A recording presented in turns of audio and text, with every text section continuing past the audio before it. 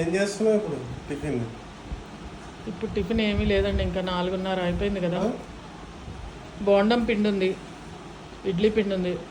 ఎలా తిన్నాగా బోండం, ఇప్పుడు చపాతీలు గిపాతీలు అన్నారు అనుకోండి, ఇక నేను చపాతీలు చేయాల్సి వస్తుంది. ఇంకా చపాతీలు గిపాతీలు ఏమీ లేదు.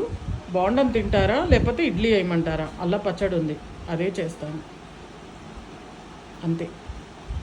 చూడండి ఫ్రెండ్స్, మా వంటిల్లంతా సర్దుదాము, నవరాత్రులు కదా అని చెప్పి నేను అన్నీ తీసి అంతా క్లీన్ చేస్తున్నాను. ఇలా ఉంది. ఆల్రెడీ పొద్దున బోండం వేసి టిఫిన్ చేసి పెట్టాను. మధ్యాహ్నం కేక్ అయి ఉంటే తినేసాము. మళ్ళీ ఇప్పుడు ఇంకా ఏం చేస్తున్నావు? చపాతీలు చేయని అడుగుతున్నారు. అసలు ఏం చేస్తున్నావు నువ్వు అని. అక్కడ చూసారా మొహం అంతా ఎట్లా పెట్టేసుకున్నారు? మీరే చెప్పండి ఫ్రెండ్స్, ఇలాంటి వాళ్ళు ఏం చేయాలి చెప్పండి? మీరు చెప్పండి ప్లీజ్.